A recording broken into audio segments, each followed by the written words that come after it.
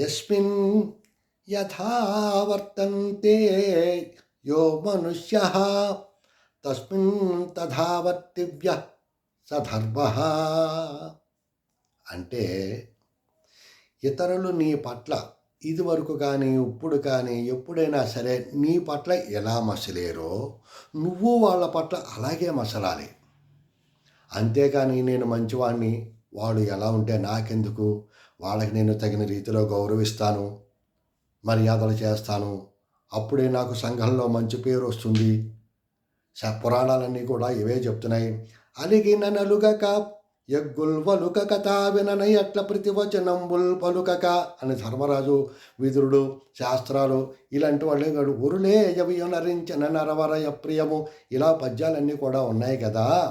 మరి నేను ఇలా ఎందుకు మసలాడిని నువ్వు అనుకున్నావు అనుకో, వాళ్ళకి ఎక్కువ మర్యాదలు తిరిగి చేసావనుకో, వాళ్ళు నిన్ను అమాయకుడి కింద జమ కాడతారు, తెలుగు తక్కువ వాడి కింద జమ కాడతారే తప్ప, అయ్యో వీడు ఇంత మంచివాడు, ఇదివరకు వీడిని నేను ఇన్ని ఇబ్బందులు ఇన్ని అవమానాలు చేశాను ఎప్పుడు అనుకోరు. ఎందుకంటే వాళ్ళు అలాంటి వాళ్ళు కాబట్టి ఆల్రెడీ అలా చేశారు. వాళ్ళు మంచి వాళ్ళైతేనే మంచితనం గుర్తించి వాళ్ళు మంచిగానే ఉందరు. నీ యొక్క తెలివి తక్కువతనమో లేకపోతే అమాయకత్వం లేకపోతే వాళ్ళ అవసరమో నిన్ను ఉపయోగించుకోవడం ఏదో జరిగింది, అయిపోయిందంతే. అది నువ్వు గమనించి తిరిగి వాళ్ళకి అలా మసలడం ద్వారా వాళ్ళకి గుణపాఠం చెప్పాలి తప్ప మంచిగా ఉండడం సబబు కాదు, అది ధర్మం కాదు. తస్మిన్ తథావర్తివ్య సధర్మ. తిరిగి వాళ్ళ పట్ల నువ్వు అలాగే మసలాలని చాణక్యనీతి ఇది. పూర్వం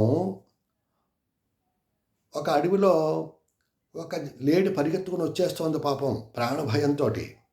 ఒక నక్క కనబడింది. ఈ లేడీ నక్క దగ్గరికి వెళ్ళి, అయ్యో నక్క బావా రక్షించు రక్షించు, ఏదో ఉపాయం చేయి, నువ్వు తెలివైన వాడు కదా అంది. నక్క అడిగింది, ఏమైంది? ఒక పులి బోన్లో పడింది, నేను నా దారమట వస్తుంటే ఆ పులి నన్ను పిలిచి ఆ కుక్కని తీసి నేను నా దారిని వెళ్ళిపోతాను, నేనేం చేయనని చెప్పింది. సరే పాపం బోన్లో పడింది కదా అని నేను కుక్కని తీస్తే అది బయటకు వచ్చి నన్ను చంపడానికి మీదకు వచ్చింది, నేను పరిగెత్తుకుని వచ్చాను అని చెప్పింది. అప్పుడు నక్కకు విషయం అర్థమైంది. ఓహో అనుకుని ఈ లేడిని నువ్వు చోట దాక్కో అని చెప్పేసింది. దాక్కుంది ఈ లేడీ. వెంటనే 5-10 నిమిషాల తర్వాత ఈ పెద్ద పులి వెతుక్కుంటూ వచ్చింది ఈ లేడి గురించి పరిగెత్తుకుంటూను. నక్కని అడిగిందిట, ఏమిటి నక్క ఎక్కడున్నావు, ఇలాగేమన్నా లేడేమన్నా వచ్చిందా అని అడిగిందిట. లేడేమిటి, అసలు ఏమిటి కథ ఏమిటి అనేసరికి పులి అందిట,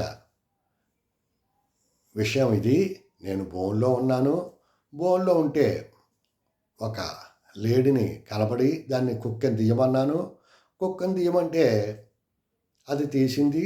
కానీ నా జంతు ధర్మం, నేను పులిని, దాన్ని నేను తింటాను, కానీ నాకు అందకుండా వచ్చేసింది అనేసరికి నాకంతట ఏమిటేమిటి నువ్వు అంతా ఒకేసారి చెప్తే నాకు తెలియడం లేదు, జింకను బోన్లో పడితే నువ్వు గుళ్ళను తీయడం ఏమిటి అనేసరికి పులి అంతట జింక బోన్లో పడలేదు, నేనే బోన్లో పడ్డా, జింకను తీయమన్నా, ఆ లేడీని తీయమన్నా అనేసరికి నాకంతట నాకు అంతా కన్ఫ్యూజన్గా ఉంది, అసలు ఆ బోన్ ఎక్కడుంది చూపించు నాకు అందుట. పర్లంగ దూరంలో బోన్ దగ్గరికి తీసుకెళ్ళింది ఈ పులి. అప్పుడు చెప్పందిట పులి అందిట, నేను ఈ బోన్లో పడ్డాను, ఒక వేటగాడు ఈ బోన్లో వేసాడు, నాకు తెలియక అందులో ఉన్న ఎర్రను చూసి లోపలికి వెళ్ళాను, ఆ తలుపు పడిపోయింది, ఈ లోపుని ఓ లేడీ వస్తోంది అనేసరికి నక్క అందిట మళ్ళీని, లేడీ బోన్లో ఎందుకు పడింది, నువ్వు అక్కడ ఎందుకున్నావు అందిట. పులికి చిర్రెత్తుకొచ్చింది, ఓ నక్క నీకు మతిపోయినట్టుంది, లేడు బోన్లో పడలేదు, నేను బోన్లో పడ్డాను అనేసరికి నక్క అందిట, నాకు ఇదంతా కూడా కన్ఫ్యూజన్గా ఉంది, నువ్వు చెప్పడం ఏమిటో నాకు అర్థం అవ్వలేదు, అసలు ప్రాక్టికల్గా చేద్దాం, ఇప్పుడు ఒకసారి బోన్లోకి వెళ్ళు నువ్వు అందుట. సరే నక్కకి అర్థమయ్యేలా చెప్పాలని పులి ఆ బోన్లోకి వెళ్ళిందిట. వెంటనే నక్క ఆ తలుపు వేసేసింది. తలుపు వేసేసాక అప్పుడు పులితోటి అందిట, నీకు సహాయం చేయడానికి లేడీ వస్తే ఆ లేడీ నిన్ను రక్షించడానికి పూనుకుంటే దాన్ని వదిలిపెట్టక దాన్నే తినాలని నువ్వు చూడడం పాపం కదా, తప్పు కదా, ధర్మం కాదు కదా, నీకు ఇదే శాస్తి అని చెప్పి నక్క అక్కడి నుంచి లేడితోటి వెళ్ళిపోయిందనమాట. ఆ విధంగా దుర్మార్గుడికి దుర్మార్గంతోటే సమాధానం చెప్పాలి. మూర్ఖం సే కాంపడి చాయితో మూర్ఖు పనులా చాహియా అన్నాడు కబీర్ దాసు.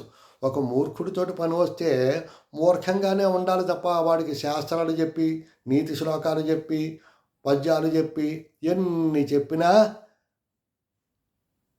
వాళ్ళ మనసు మారదు, దుర్మార్గుల మనసు మారదు.